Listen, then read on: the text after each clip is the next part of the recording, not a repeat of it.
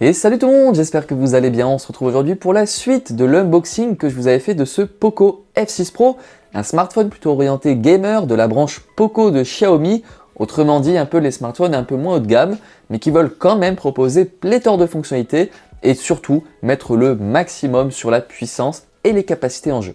Alors on va voir si le pari est tenu et évidemment tous les autres aspects du téléphone parce qu'il n'y a pas que le gaming qui compte. Bon, déjà au niveau de l'aspect extérieur, on est ici sur un téléphone plutôt grand qui ne conviendra pas à toutes les mains. L'écran fait 6,67 pouces, contenu dans un gabarit de 161 mm de hauteur, 75 mm de largeur, le tout avec 8,2 mm d'épaisseur, ce qui est plutôt raisonnable en fait. Et sur la balance, il fait tout de même 209 grammes. Au niveau de l'écran, vous pouvez voir qu'on a ici ce qui se fait de mieux. Il occupe une très large superficie de l'écran, donc c'est vraiment agréable au quotidien. Et on a tout ce qu'il faut pour assurer le maximum avec cet écran. On a déjà une résolution 2K, ce qui correspond à du 3200 par 1440 pixels, ce qui est d'ailleurs suffisant pour faire de la VR sur mobile, même si c'est assez optionnel. Mais surtout, ce qui nous intéresse avec cet écran, c'est qu'il embarque une technologie AMOLED, donc pour avoir des noirs infinis, des couleurs vraiment exceptionnelles, bien mieux que pour un écran LCD. Mais bon, en même temps, on ne s'attend pas à moins que ça sur un téléphone vendu à ce tarif-là. Au niveau de la fréquence de rafraîchissement, on est ici sur du 120 Hz, ce qui est vraiment agréable, mais en même temps, c'est devenu la norme, surtout sur les smartphones vendus comme étant gamer, donc rien d'exceptionnel. Mais le téléphone embarque également toutes les technologies qui sont de pointe aujourd'hui, comme le Dolby Vision ou le HDR10+. Et au niveau de la luminosité, vous pouvez ici monter jusqu'à 4000 candela par mètre carré, ce qui est vraiment agréable, surtout lorsque vous êtes en extérieur avec une forte luminosité, vous ne serez pas ébloui. Au niveau de la puissance de ce téléphone, qui je le rappelle est vraiment le fer de lance de la gamme Poco, qui est une filiale de Xiaomi, on est sur des résultats très satisfaisants. Bien sûr, il y a le processeur qui aide beaucoup avec la Snapdragon 8 Gen 2, une puce très puissante qui m'a donné de très bons résultats sur AnTuTu. Tout comme avec le test d'intelligence artificielle, ce téléphone est très performant. Pour ceux qui ne s'y connaissent pas trop, retenez juste que le Snapdragon 8 Gen 2, c'est un processeur 8 cœurs dont le plus puissant est cadencé à 3,2 GHz, ce qui est vraiment bien pour tout ce qui est gaming et tâches lourdes. Également, le processeur embarque un GPU, c'est-à-dire un processeur graphique, qui lui est l'Adreno 740, qui va vraiment beaucoup vous aider et qui offre de très nombreuses améliorations par rapport à son prédécesseur, l'Adreno 730. Pour épauler tout ça, vous avez de la RAM qui est ici en 12 Go ou en 16 Go suivant la version que vous achetez de ce téléphone. Elle est ici en LPDDR5X, qui est la version améliorée de cette mémoire vive pour pouvoir emmagasiner un maximum d'informations. Et enfin au niveau du stockage, ici je dispose de la version 256 Go, vous avez également la version 512 Go. Dans tous les cas, on a ici la technologie UFS 4.0 qui va améliorer, voire booster vraiment concrètement la rapidité d'exécution de tous les fichiers lorsque vous faites des transferts. C'est vraiment agréable et vous n'êtes jamais en train d'attendre que le fichier se télécharge. Au niveau de la sécurité, bon, on est ici sur un téléphone vraiment classique.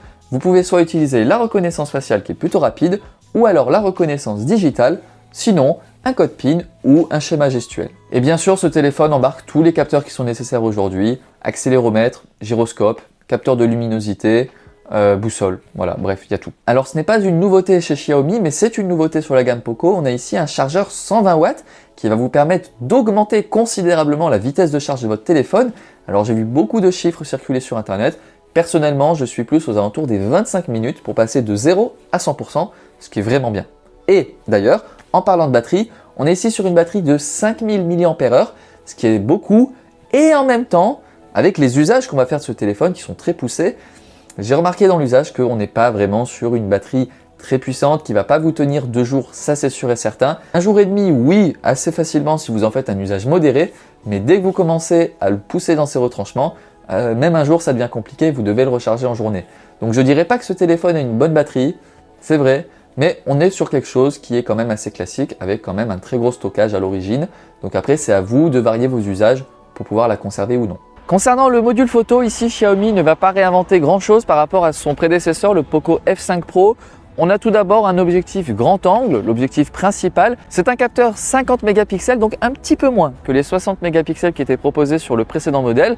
Néanmoins, ça reste toujours très suffisant. C'est un capteur de 1,55 pouces qui ouvre à 1.6, ce qui est très convenable pour prendre de bons clichés, même en très basse luminosité. D'ailleurs, c'est un point fort que Poco met en avant, la capacité de ce téléphone de prendre des photos en basse luminosité, ce qui n'était pas du tout le cas du Poco F5 Pro. Donc ici, on est sur une vraie évolution qui est vraiment la bienvenue. Pour le reste, on a un capteur ultra grand angle qui va vous permettre de prendre des monuments ou des bâtiments, par exemple, en photo.